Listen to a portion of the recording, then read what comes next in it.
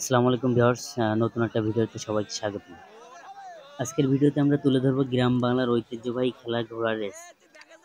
বর্তমান সময়ে কিন্তু ঘোড়ার রেস খেলাটি খুবই কম হয়। ঘোড়ার রেসটি দেখার জন্য আমরা প্রথমে বাইকে করে রওনা হই।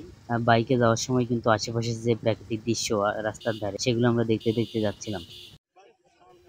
ঘোড়ার রেসটি মাঠের একেবারে মাঝখানে হয়। আমরা গ্রামের মেঠোপথ দিয়ে হেঁটে হেঁটে যাচ্ছিলাম। অনেক মানুষ কিন্তু আমাদের সাথে যাচ্ছিল এই ঘোড়ার রেস দেখতে। ঘোড়ার রেসটি দেখার জন্য কিন্তু অন্য অন্য জায়গা থেকে প্রায় 10,000 মানুষ এখানে একত্রিত হয়েছিল এবং অনেক জায়গা থেকে ঘোড়া আসছে। ঘোড়াগুলো যে রাউন্ডে ঘুরবে সেই রাউন্ডের পথ চেনানোর জন্য এই সাওয়ারিরা তাদের ঘোড়াগুলোকে পায়ে হেঁটে পথ চেনাচ্ছে। মানুষ কিন্তু খুব উৎসাহের সাথে এই খেলাটি উপভোগ করছে, কারণ ঘোড়ার রেস খেলাটি কিন্তু গ্রাম বাংলার একটি ঐতিহ্যবাহী খেলা। এই ঘোড়ার রেসটিতে কিন্তু যশোর জেলার অনেক জায়গা থেকে ঘোড়াগুলো আসছিল।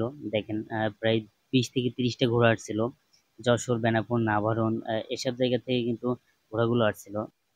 ঘোড়া রেসটির প্রথম পুরস্কার ছিল 10,000 টাকা এবং দ্বিতীয় যে হবে তার প্রাইস হবে 7,000 টাকা এবং তৃতীয় যে হবে তার প্রাইস ছিল 4,000 টাকা। ভালোই অ্যামাউন্ট দেওয়া হচ্ছে পুরস্কার হিসাবে এই রেসটিতে। বিভিন্ন প্রান্ত থেকে হাজার হাজার মানুষ আসছে এই ঘোড়া রেসটি দেখার জন্য।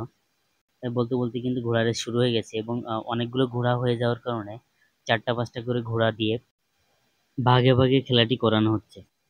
এবং শেষ রাউন্ডে কিন্তু সবগুলো ঘোড়া একসাথে ছাড়া হবে এবং সেখান থেকে ফার্স্ট, সেকেন্ড, থার্ড নির্ধারণ করা হবে।